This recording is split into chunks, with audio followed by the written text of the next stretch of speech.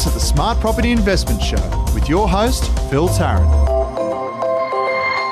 Hi, good morning everyone. Welcome to the Smart Property Investment Show. It's a cracking day outside today. What we've done today is that we've asked every guest is special, but a particularly special guest to come in, Jessica Dambra. Jess is a first-time buyer. We've asked Jess to come in and share her story with us. Welcome, Jess. Thank you for having me. Jess also has a day job, but I'll ask her what she does in a second. I've also got Vivian Kelly here, who is the editor of Mortgages and Real Estate at Sterling Publishing. How are you going, Viv? Good, Phil. Good to be back. Interestingly, today, the housing finance figures are going to be released in about an hour's time from the ABS. And there's some interesting stuff that we see coming out of that. And we're going to ask Jess about that a little bit later on. And the reason why we're going to ask Jess that is because her day job is talking about this type of stuff, isn't it? That's correct. So what is it you do, Jess? So I'm the head of corporate affairs at Mortgage Choice and also the national spokesperson. I look after the public relations and also investor relations for corporate affairs. What does Mortgage Choice do? Mortgage Choice is a 25-year-old mortgage broker listed on the ASX. We also have recently diversified into other services, including but not limited to financial planning. We have a 500 plus strong network of franchisees and also loan writers, and we've also now got 40 plus financial advisors operating across the country. So we're here to meet everyone's full financial needs. Wow. Good plug there, Jess. Sounds good. We know the guys. We've known Mortgage Choice for quite some time. They've got a lot of really good brokers in the marketplace. And I know, Viv, on the stuff that you do within the mortgage titles that we have, you speak to Mortgage Choice guys a lot. Yeah. And they're quite well known for sorting out finance for people. That's true. Which is good. Now, Jess, I want to talk to you about buying your first home.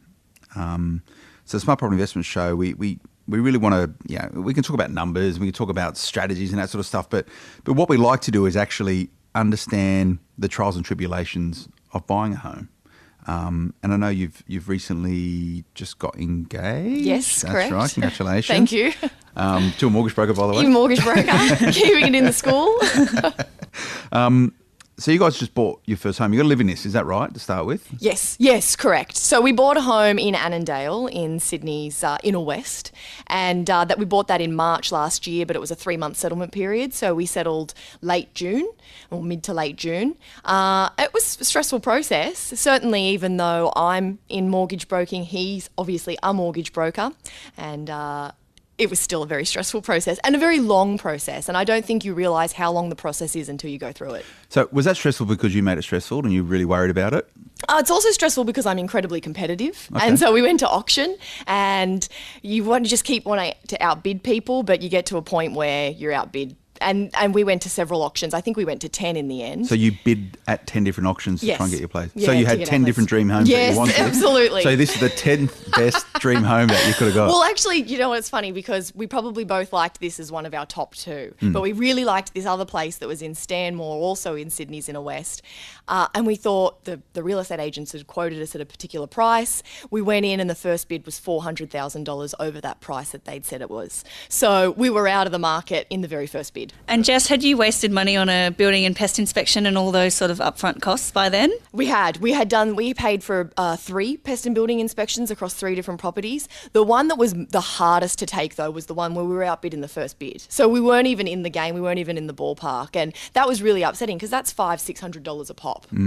So how did you bounce back from that? Because I hear these stories all the time. People get emotionally invested. And we obviously talk about property investment here. For a lot of people, it's investing in a home to live in your case. But I imagine you guys are probably going to move on to bigger and better things moving forward. So this might become an investment property one day when you find a new place. But the same buying process takes place. And I see Aussies across the country going out and burning the shoe leather every single Saturday, going to auction, just getting deflated. They're not getting the properties they want. They're going for much more than what they expected, and all the work and emotional sort of toil you invest in this. How did you bounce back from that dream property you're missing out on? It is stressful and it's also upsetting because you get your hopes up and you also have the whole family there and everyone's there ready to see you win, and it can be quite depressing when you don't. But the reality is it's just the name of the game. Sydney's property market in particular, but especially places like Melbourne as well, and even Brisbane, they're competitive, and there's so many people in our position. And at one particular property, on the same day that we were outbid, the people standing right beside us were also outbid, and they had a young child. So I thought, well, they're probably taking it a little bit harder than we are, because at least we're not trying to move. She was pregnant. She was heavily pregnant. And they also had a young child. And I thought that there's a lot more time pressure on them. So we thought, we'll take a breath, we'll take our time, we'll see what happens. And we were looking and shopping around for a home for probably 3 to 4 months. Okay. And then we've sort of faced auctions in the last month of that. We went every single weekend to auctions. So how did you do your research for the properties that you looked at? And so those that you said, hey, this looks all right, and then go down the path of looking more into it. Can you talk me through that cycle from, do you see it in a paper or did you see it online? It was a bit of a community effort, really, because I would look online. My partner, Matthew, his whole family was looking. My whole family were looking. So we were constantly being sent domain links and realestate.com links and links from the paper as well. We'd go out every Saturday. We'd have a line of properties. So we'd do a little diary. The first one would usually be at around 10:30, and then you'd sort of finish at about 2-3 o'clock. So, but you'd see 4, 5, 6 properties in that time. And it's really hard to remember them all. So we also had to be really diligent on the ones we liked. We had to note down what we liked and what we disliked. And in the end, the property we did end up winning at auction. Well, obviously we're both very happy with it, but there were some compromises made. So it was potentially a little smaller than I would have liked, but also I don't want to break the bank. So I need to do something within my price range. But really what it was just shopping online first, then actually hitting the pavement, keeping a list of the properties we went to see, keeping a list of the pros and cons, and then weighing them up and saying, okay, well, which property now are we going to order a pest and building inspection for? Which property are we going to go and revisit? The property we ended up purchasing, I revisited 3 times. So I went with Matthew the first time, then I went back with his mum, and then I went back with my own mum. And everyone was invested in the property by the end of it, so they really wanted to see us lucky win. You won it. Yes. You talked about you had a system to sort of document where you've gone and how you've done it, et cetera, et cetera. So on a Friday night, would you sit there and go, okay, here's our plan for the Saturday? Would you write it down on a piece of paper? Would you use, I know some of the like realestate.com and Domain have like tools and Great stuff apps. that you can use.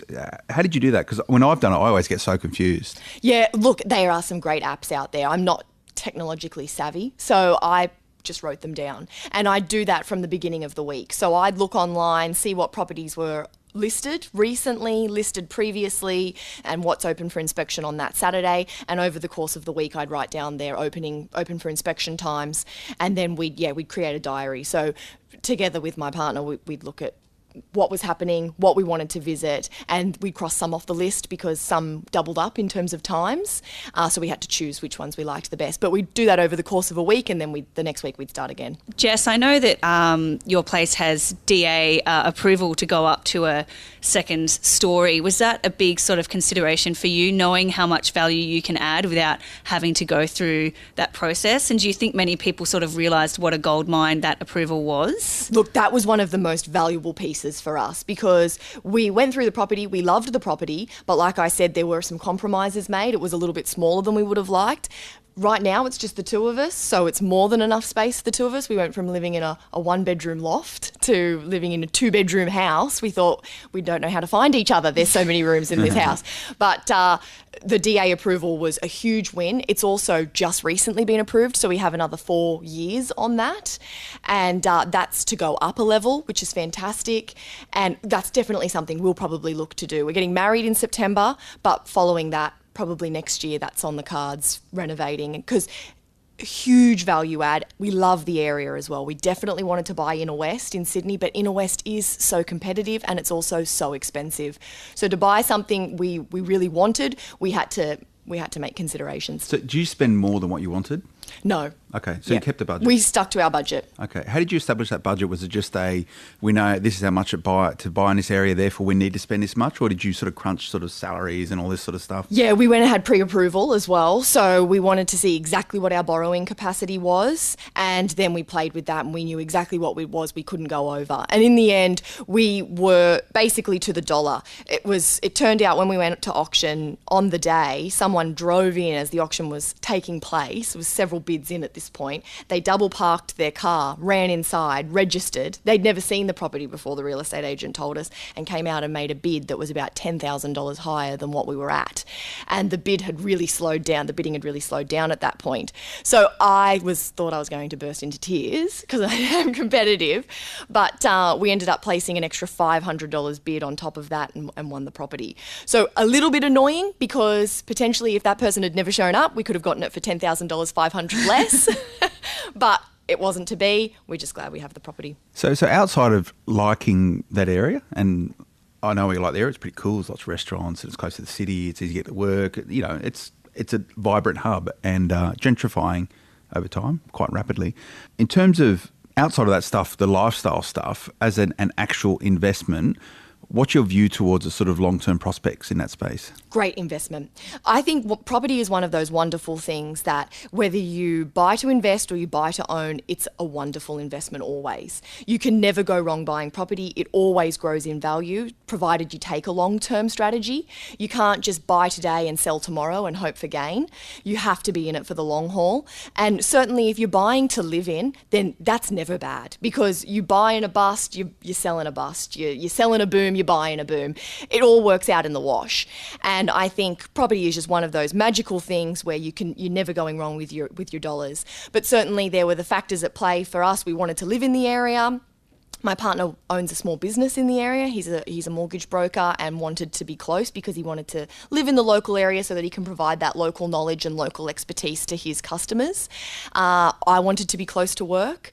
And so those were all big factors, but also moving forward, if we do look to renovate the property and or rent the property out and keep it as an investment, I think it's going to make a valuable return. That's good. So are you guys already talking about buying investment properties now? You have a principal place of residence. Can you talk me through that process? So are you far down it or are you just sort of having those discussions now? We're just sort of having those discussions now. They're very preliminary at the moment. But as soon as you buy a property, you sort of get a thirst for more. It's a little bit like travelling. You go on a holiday, you come back, you want to go on another one.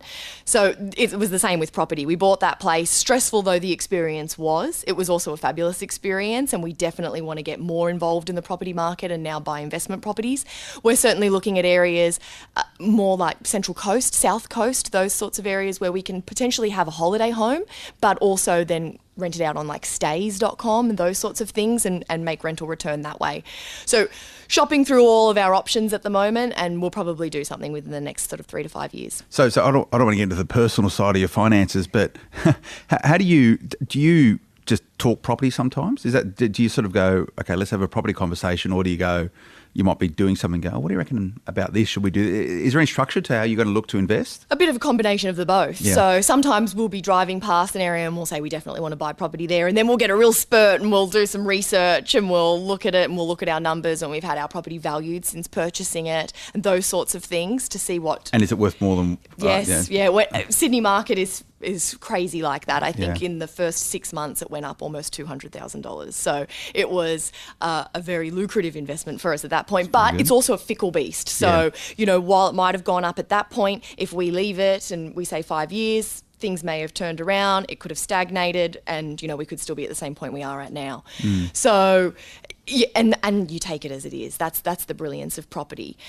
That said, it's a combination. We're looking at, we like areas, we talk about them occasionally, but then also sometimes we'll sit down and we'll have property conversations. And both working in the sector, we talk about property a lot. Do you think that gives you an advantage? The fact that, so your fiancé, I know him, he's a very good mortgage broker. He is. But do you think that the fact that you get so much information and your job, you talk property every day, do you think you get over-informed? Do you think sort of that is sometimes an inhibitor because you try and assess and analyse too much? I see where you're coming from, and I definitely think that could be a problem. I'm a bit more of a flight of your pants kind of person, so I don't think that really is applicable to myself, but definitely I know what you mean. And, obviously with our customers at Mortgage Choice, we often hear from our mortgage brokers, and certainly I know other brokers feel the same way, that customers do a lot of research online, but because they're not in the industry, because they're not writing loans day to day, because they haven't settled property once or twice, 1,000 times before, they think they know a lot more than they know, and you don't know what you don't know. know. So often they'll quiz their mortgage brokers, which is encouraged, but sometimes they'll think their mortgage brokers are leading down the garden path, and this often isn't the case. You know, a mortgage broker knows best, and that's why you go to a mortgage broker. They're a professional at the end of the day. And I think, yeah, a little bit of information can often be quite a bad thing. I often hear from mortgage brokers that people do a bit of research online and think they're an expert, and they almost go to a broker with an idea in mind. They just want confirmation of what they've already decided themselves. And then if they ask a question and they get a different response, they almost get a little bit confounded and don't know what to do. Absolutely, and it especially happens a lot with rates. They'll get online, they'll get onto their rate comparison websites, and they'll see 3.99. Then they'll go to their mortgage broker and say, well, I want a 3.99% interest rate. But if they're constructing a home or they've got a less than favourable credit history, and there's many different ways to skin a cat. So, you know, everyone's financial background is different and unique, so that doesn't mean that they necessarily qualify for that 3.99, and that's a broker's job to explain that and explain why. But often they think, no, they're robbing me, or no, they're not doing the right thing by me. But rest assured, they definitely are. Let's go back to your stressful buying experience, and it sounds like it's been a great experience, by the way. You've learned a lot from it. If you could go back to when you guys started looking at property and you could tell yourself a couple of things that you would do differently, what would they be? Be more articulate in the pros and cons. Huge piece, because I would come out of a place saying, liked the kitchen. Just kitchen is what I'd write down on the list as a pro. What did I like about the kitchen? You know, was it an open plan kitchen? Those sorts of things were really important, because there's photos online, but there's not photos from every angle, and there's certainly not photos of every room. So all of a sudden, once you've viewed 10 properties in one weekend, it's hard to remember when you've written down kitchen. It's hard to remember what it was that you liked about that kitchen. And that is a huge thing. So then you do have to go and revisit that property multiple times to know if it is the one for you. To save yourself time, to save yourself effort and hassle. And obviously people often can't get to those midweek open for inspections, so everybody's trying to get in on the Saturday. You're dealing with 10, 15, sometimes 50 other people in the house at the same time. That can be overwhelming. So when you go through a property, definitely my advice to myself in hindsight would be, write down exactly what it was that I liked about the property, write down exactly what it was that I disliked about the property, and make sure that I know that going into view the next property, and I can be just as articulate with the next one as well. Because, yeah, looking back, I remember thinking with the particular house we bought that the dimensions of the room were a lot bigger than they actually were when we moved in. So that was always a surprise as well. And I think you have to be really diligent with the actual property that you're looking to purchase and that you're very serious about. Take the measurements. Open the drawers, open the cupboards, see what the wardrobe space is like. A lot of people go in, especially when it's open for inspection and there's an auction coming up and there's so many other people in the house. People find it very intimidating to go through and open the wardrobes because someone lives in there, and you don't want to crash in on their personal space. But as I said before, you don't know what you don't know. If I open that wardrobe and it's much smaller because there could be like a heating system in there or something, then I'm not going to know that until I've moved in, and then it's too late. Interesting. So for you guys to go from first home buyers, as in home, as in somewhere you want to live, into property investors, what do you think? What are the key things that you need to do in order to make that next step? I guess it depends on what strategy you want to go down. So if you want to turn your home into a rental, then there's certainly certain things you have to look at. Your loan structuring has to be looked at first and foremost. So your principal and interest Principal now. and interest. Okay. Yeah. And a lot of investors are obviously interest only. And so you have to look at your loan structuring. Is your loan structuring correct? Also, are you in a fixed rate product? And if you want to turn it into a investment, is that something that you're going to have to break? What are the costs associated with that? So all of that needs to be taken into consideration. Alternatively, if I'm looking to, instead of turning my owner-occupied property into an investment property, if I'm looking to purchase an investment property, what equity have I got in my current home? Or how am I going to raise the deposit for that investment property? And there's a couple of different ways you can do that. Obviously, saving for the deposit, unlocking equity in your current home or current investment property, and or using potentially an SMSF. So couple of things to look at, depends on the strategy you want to go down. For ourselves, if we want to turn our current home into an owner-occupied, loan structuring is a big one. Also then tenant demand, what's the tenant demand in the area like? Those sorts of things we need to take into consideration. Repairs and alterations to the house so that it's tenant ready. Those sorts of things, again, we'd need to look at. So lots to think about if we were to turn that home into an investment. So, but where you've invested, knowing the area quite well, that there's a big demand for... Absolutely. So you move out there tomorrow and you probably get tenants in the next day. Yeah, especially Sydney's great like that. I mean, certain areas of Sydney especially, but there's like less than 2% vacancy rate at the moment, which means, what's that? I think that works out equivalent of 1 week vacant a year or whatever it works out to be. So a very short period of time, very low rate vacancy rates. That's really good. Let's get on to some work-based stuff rather than USA property investor type stuff. Now, the ABS house finance figures, they're probably coming out as we speak right now with a corporate hat on. Mortgage Choice. What are you guys seeing sort of in terms of the investor space right now? Investment has dropped off a little bit. Not surprising. We've seen a lot of policy and pricing changes in the last 6 to 12 months. Obviously in December, November 2014, I can't believe it's 2014 now, APRA announced that the lenders would have to cap their investment lending growth at 10% per year. And because of that, and off the back of that, we've definitely seen a lot of changes in the investment lending space. Some lenders are even pulled out altogether because there was too much flow happening, and now they've re-entered slowly. Others tweaked pricing, tweaked policy, those sorts of things.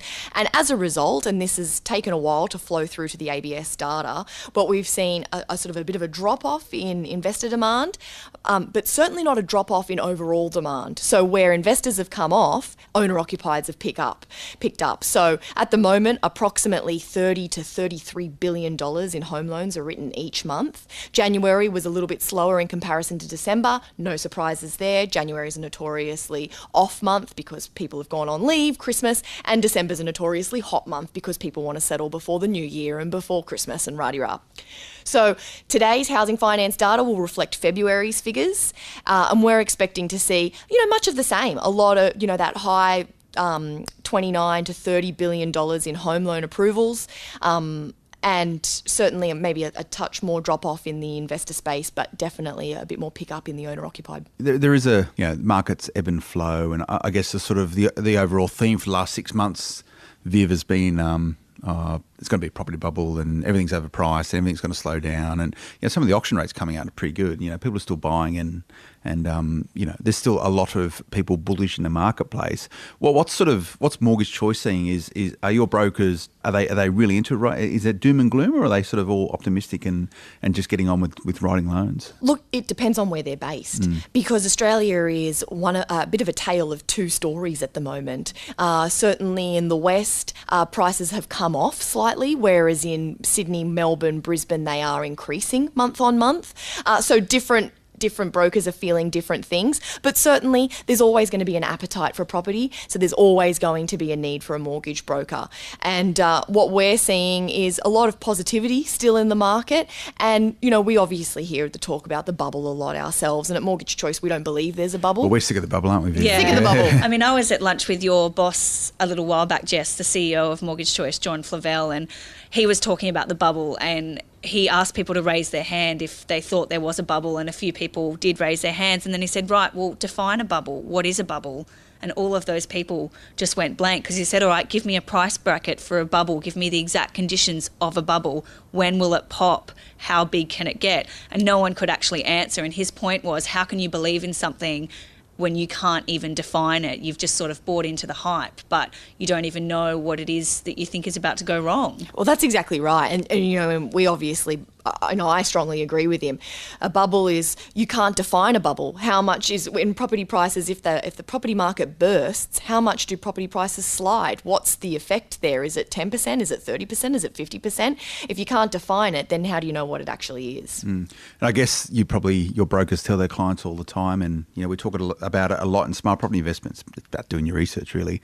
Understand the markets, understand there's markets and markets, understand your strategy, understand your financing, understand what your exit plans are if you do have them, on and on and on and on. And we don't really have a lot of time to talk about that stuff. Jess, I'd like to get you back in once you sort of guys have, I know you settled into your house now and you've got some stuff, so you're married at the end of the year.